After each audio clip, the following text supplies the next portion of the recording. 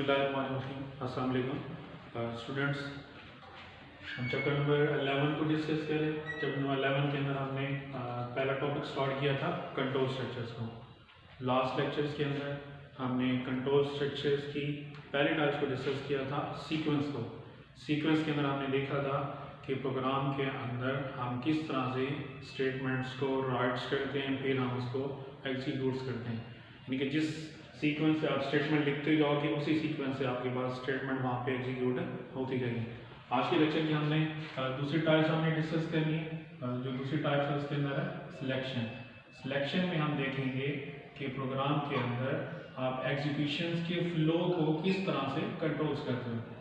Programme के अंदर हम स्टेटमेंट यूज़ कर रहे होते हैं। बाद टाइम हमने कुछ स्टेटमेंट को यूज़ करना होता है और कुछ स्टेटमेंट को हमने क्या करना होता है, स्किप करना होता है। तो जो हम स्टेटमेंट को हम स्किप करते हैं या जिस स्टेटमेंट को हम यूज़ करेंगे वो हम सिलेक्शन की बेसिस के ऊपर हम स्किप भी करते हैं, हम उसको वहाँ पे यूज़ भी कर रहे होते हैं।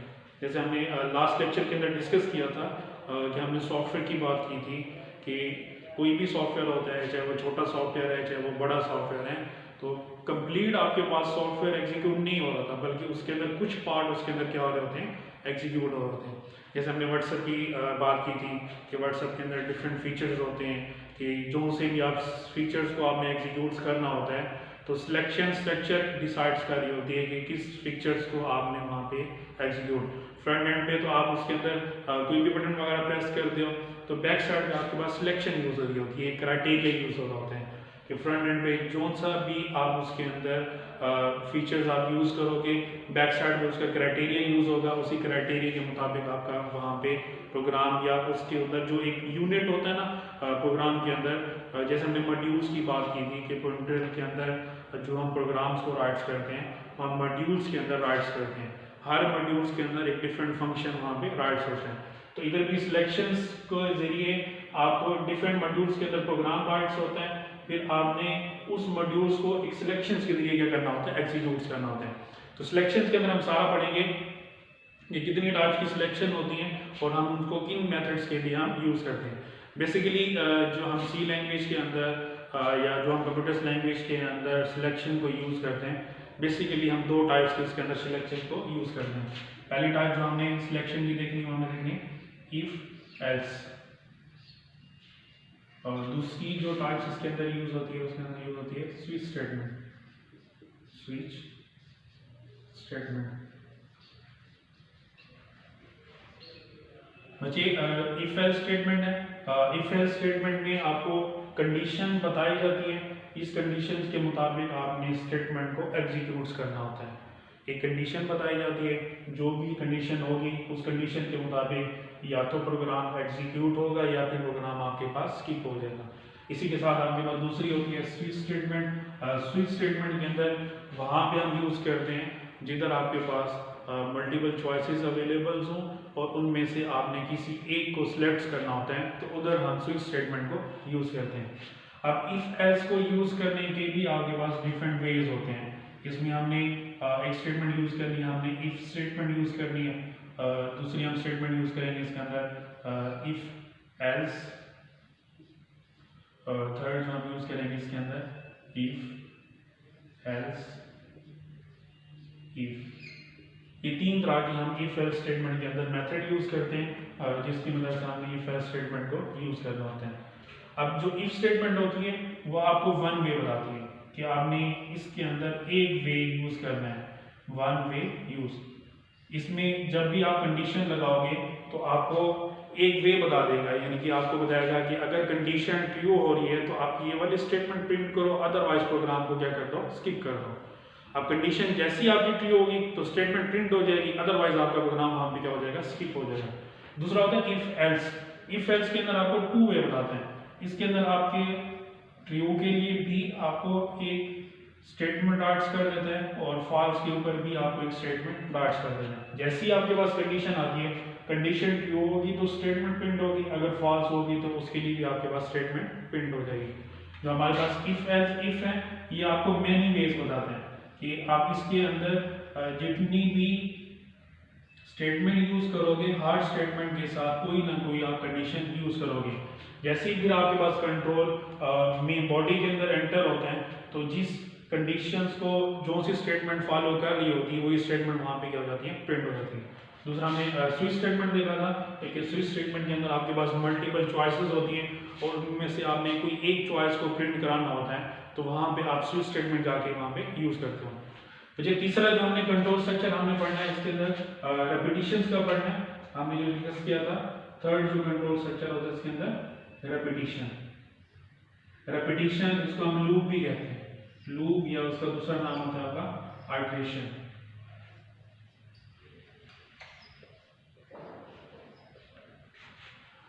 वैसे प्रोग्राम्स के अंदर बाज़ टाइम ऐसी भी स्टेटमेंट्स आ जाती हैं जिसको हमने मल्टीपल टाइम्स के ऊपर रिपीट्स करना होता है, तो हमारे पास लाजमी नहीं होता कि एक स्टेटमेंट को हम बार बार उसके अंदर राइट्स करते रहें।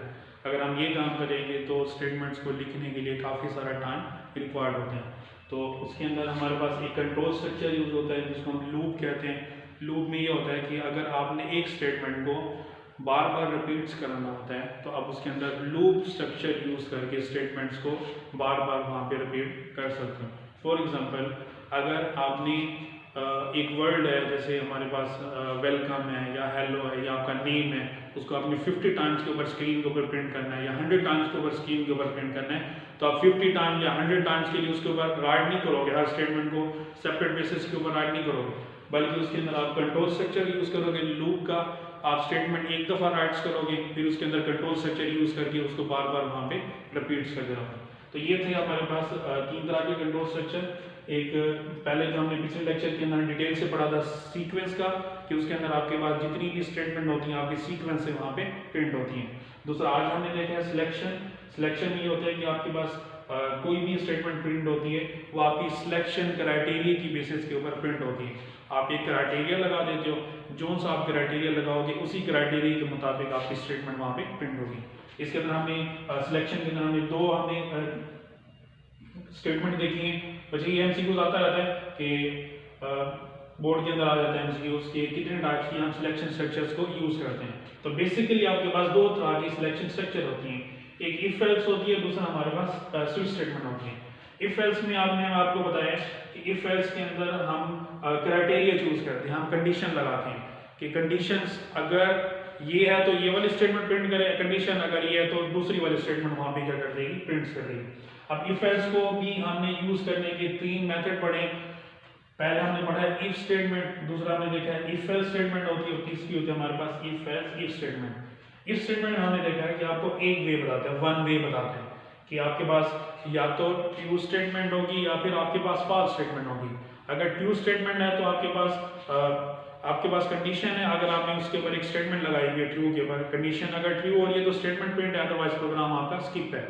इसके अलावा जो इफ एल्स है इसके अंदर 2 वे बताया गया कि 2 वे में ये होता है कि आपके पास एक ट्रू के अंदर भी स्टेटमेंट यूज होती है और दूसरी आपके फॉल्स के ऊपर भी स्टेटमेंट यूज होती है।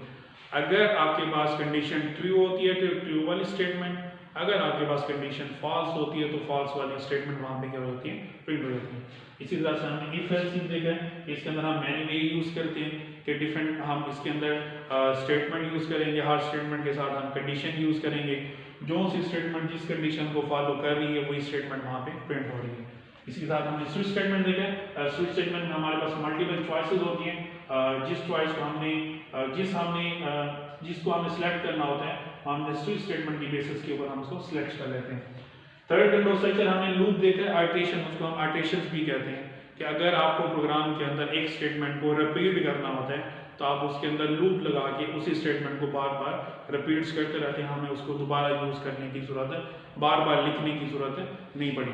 आप स्टेटमेंट एक दफा लिखोगे तो आप लूप की मदद से आपने जितनी टाइम ली आपने उसको रिपीट्स करना है तो आप वहाँ पे रिपीट करते रहोगे।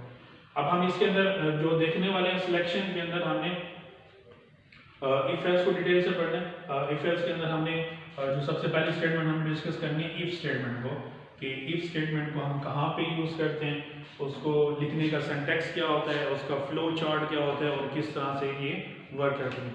ये दो आपके पास जो टॉपिक हैं, इफ एल्स की आपके पास एक कंप्लीट लेक्चर बनता है और इफ एल्स आपके पास भी एक कंप्लीट लेक्चर बनता है। अभी जो हम डिस्कस करने वाले हैं इफ स्टेटमेंट को डिस्कस करते हैं कि इफ स्टेटमेंट को क्या होती है, हम उसको किस तरह से यूज़ करते हैं और उसकी जो वर्किंग होती है उसकी एग्जांपल के साथ देखते हैं, आपको मजीद उसके अंदर क्लियर हो जाएगा। सबसे पहले हम डिस्कस करते हैं उसके अंदर इफ स्टेटमेंट की इफ स्टेटमेंट क्या होती है।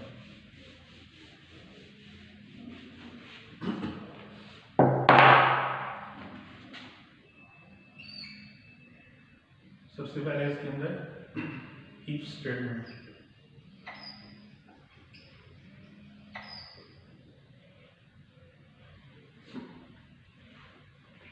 बच्चे आपको याद होगा चैप्टर नंबर 9 के अंदर हमने कीवर्ड्स पढ़े थे। कीवर्ड्स के अंदर एलिमेंट्स ऑफ सी के अंदर हमने कीवर्ड्स पढ़े थे कि सी के अंदर कुछ कीवर्ड्स होते हैं, स्पेशल वर्ड्स होते हैं जिनके जो मीनिंग्स होते हैं ऑलरेडी डेवलपर ऑफ लैंग्वेज ने स्टोर किए होते हैं। इसी तरह से जो इफ़ है आपके पास, ये कीवर्ड्स कहलाता है कि इफ़ का वैसे मतलब क्या होता है कि इसको हम क्या कहते हैं, इफ़ अगर मीनिंग होता है वर्डिंग जो हम देखते हैं उसके अंदर हम उसको अगर भी कह सकते हैं। इस तरह से सी के अंदर उसका एक ऑलरेडी तौर पे मीनिंग स्टोर है जो कि उसी पर्पस के लिए क्या हो रहा है वहाँ पे यूज़ हो रहा है। तो यहाँ पे इफ को हम कीवर्ड्स के तौर पे भी यूज़ कर सकते हैं। तो यहाँ पे आप इफ स्टेटमेंट देख रहे हैं कि इफ स्टेटमेंट होती क्या है उसके अंदर। इफ आपके पास स्टेटमेंट होती है जिसको हम सिंपल भी इफ स्टेटमेंट कहते हैं, इसको हम सिंपल इफ स्टेटमेंट भी कहते हैं इसके अंदर। इसमें ये होता है कि आपको वन वे बताते हैं कि आपको एक ट्रू के ऊपर स्टेटमेंट बता देगा। अगर कंडीशन अगर ट्रू होगी तो स्टेटमेंट प्रिंट होगी, अदरवाइज प्रोग्राम आपका क्या हो जाएगा यहाँ पे स्किप हो जाएगा। बिल्कुल इसी तरह से जैसे मैं आपको एग्जांपल देता हूँ, कोई मैं आपको क्लास के अंदर भी प्रोग्राम लिखने के लिए देता हूँ, आपको असाइनमेंट दे देता हूँ।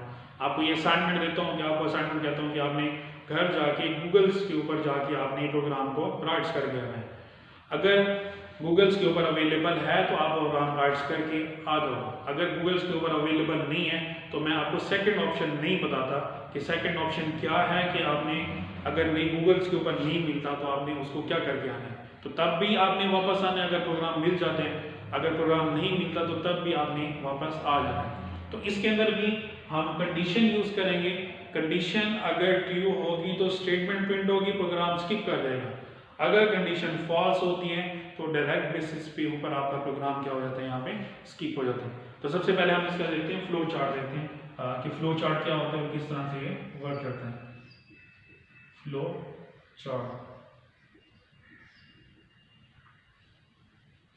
अच्छा हमने कंट्रोल स्ट्रक्चर के अंदर पढ़ा था कि एक हमारे पास स्टार्टिंग पॉइंट होता है और दूसरा हमारे पास एंडिंग पॉइंट होता है। स्टार्टिंग पॉइंट वो होता है जहाँ से हमने प्रोग्राम को स्टार्ट करना होता है, और एंडिंग पॉइंट वो होते हैं जहाँ पे प्रोग्राम हमारा क्या होता है, एंड होता है।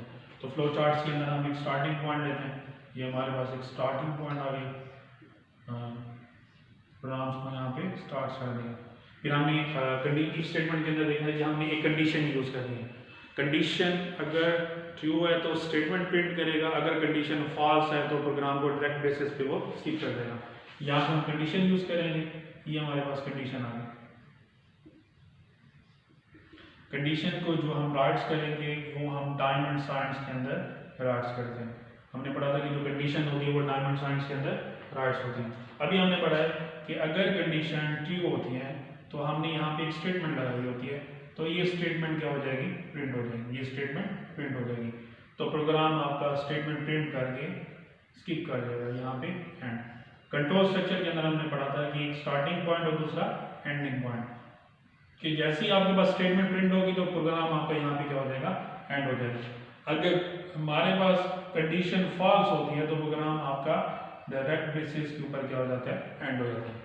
तो ये था इसके अंदर फ्लो चार्ट इफ स्टेटमेंट का। बिल्कुल सिंपल है कि इसके अंदर हम एक स्टेटमेंट लगा रहे होते हैं, कंडीशन लगा रहे होते हैं। कंडीशंस को हम अगर ट्रू होती है कंडीशन चेक करते हैं, कंडीशन अगर ट्रू होती है तो स्टेटमेंट प्रिंट होती है, प्रोग्राम एंड हो जाता है। इसी तरह से अगर स्टार्टिंग के ऊपर कंडीशन फेल हो जाती है तो डायरेक्ट बेसिस पे आपका प्रोग्राम क्या होता है, वहाँ पे एंड हो जाता है। इसी के साथ हम इसका सिंटैक्स देख लेते हैं कि जब हम इफ सिंटैक्स लिखते हैं, स्टेटमेंट लिखते हैं, तो उसको लिखने का आपके पास एक मेथड होता है जिसको हम सिंटैक्स कहते हैं। सिंटैक्स की मदद से हमने इफ स्टेटमेंट्स को राइट करना होता है। अभी हमने देखा है कि जो इफ का हम यूज करते हैं उसके अंदर कीवर्ड यूज करते हैं। कीवर्ड्स के अंदर हम यूज करते हैं कंडीशन, कंडीशन के बाद हम यूज करते हैं उसकी बॉडी, कि इस कंडीशन की हमने बॉडी नीचे क्या करनी है, राइट्स करनी है। ये हमारे पास स्टेटमेंट है। फर्स्ट स्टेटमेंट यहाँ पे राइट्स करना है।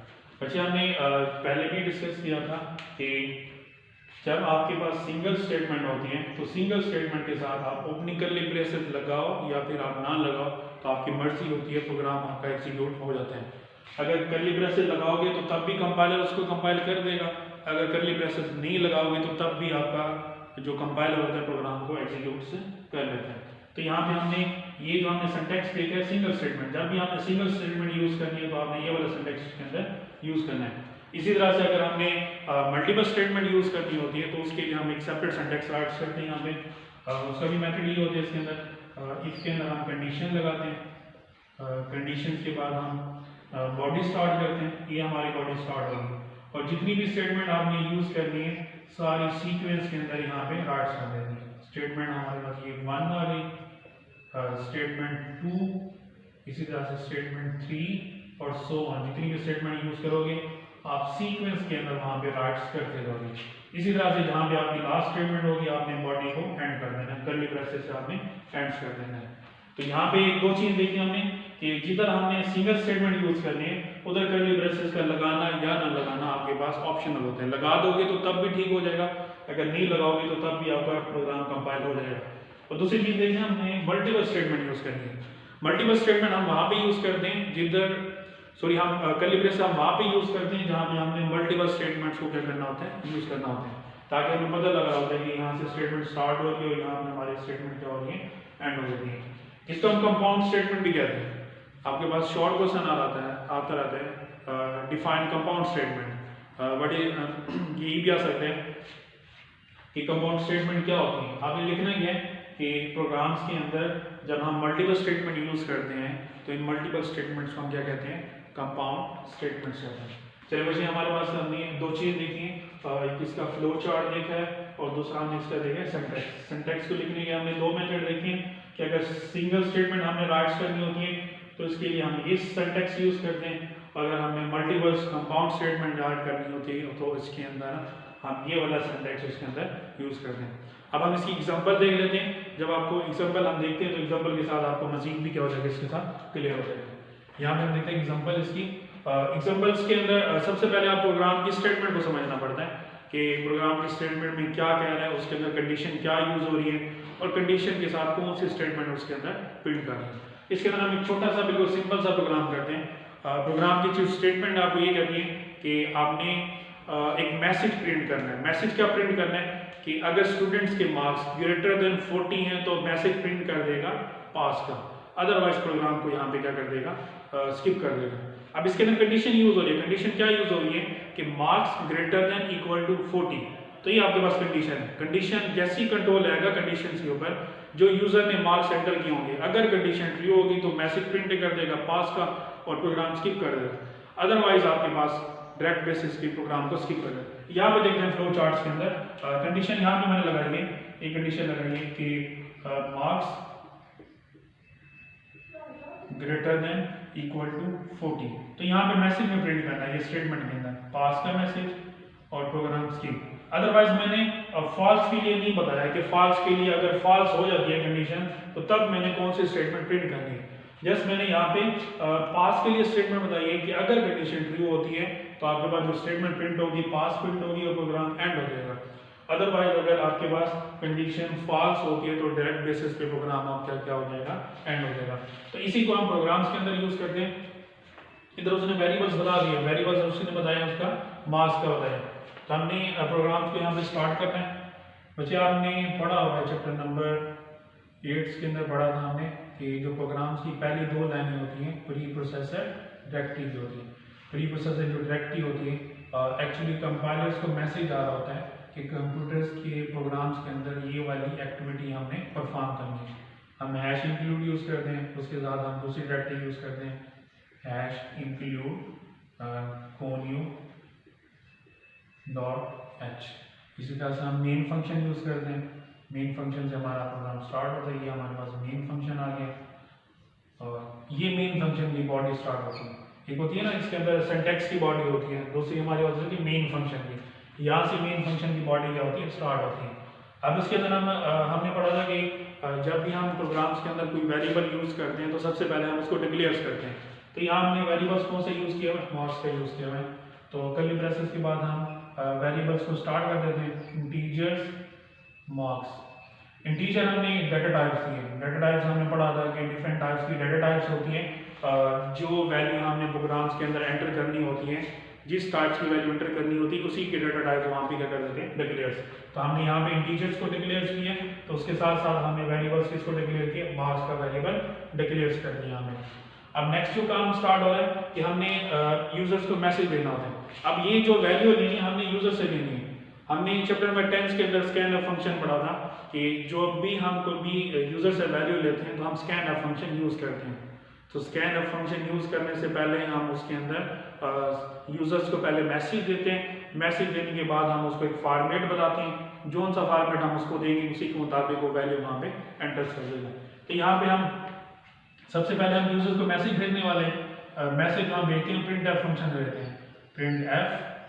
प्रिंट एफ के बाद हम मैसेज भेजेंगे। मैसेज क्या भेजेंगे, जो आपकी मर्जी होगी जो भेज सकते हैं उसके अंदर, एंटर यूर मार्क्स। क्या हमने यूजर्स को मैसेज भेज दिया कि वो अपने मार्क्स यहाँ पे क्या करें, एंटर्स करेंगे। ये वाला जो मैसेज होगा सीधा का सीधा आपका स्क्रीन के ऊपर डिस्प्ले हो जाएगा। दूसरा, हमें स्कैन ऑफ के जरिए उसको फॉर्मेट देना है। जब भी हम यूजर से वैल्यू ले रहे होते हैं तो यूजर से वैल्यू लेने के लिए हम स्कैन ऑफ फंक्शन को यूज करते हैं। तो स्कैन ऑफ फंक्शन के अंदर एक्चुअली हम उसको फॉर्मेट बता रहे होते हैं कि इस तरह का डाटा उसने एंटर करना है। जैसे यहाँ हमने ऊपर हमने इंटीजर डाटा टाइप एंटर की थी ना, कि ये हमने वेरिएबल्स की वैल्यू बताई कि ये वाला डाटा उसने एंटर करना है। नीचे हमने उसको फॉर्मेट देना कि कौन सा डाटा उसने, इंटीजर का जो फॉर्मेट होता है %d होता है। यहाँ हमने डबल कोट से क्लोज करना है। जब भी हम कोई आर्गुमेंट लिखते हैं तो ये हमारे पास मार्क्स आ गया, ये आपके पास वेरिएबल्स की आर्गुमेंट लिस्ट आ गई। यहाँ पे मार्क्स हमने पढ़ा था कि जो स्कैन ऑफ फंक्शंस के अंदर जब भी हम वेरिएबल्स लिखते हैं तो हम एम्परसैंड के साथ लिखेंगे। एम्परसैंड बेसिकली आपको वेरिएबल्स का एड्रेस बता रहा होता है कि जो आप वेरिएबल्स की वैल्यू इनपुट्स करोगे वो आपकी मेमोरी के अंदर जो वेरिएबल्स पड़ा होता है वहाँ पे जाके क्या हो जाएगा, स्टोर हो जाएगा। तो यहाँ पे एम्परसैंड के साथ हमने मार्क्स लिख दिया।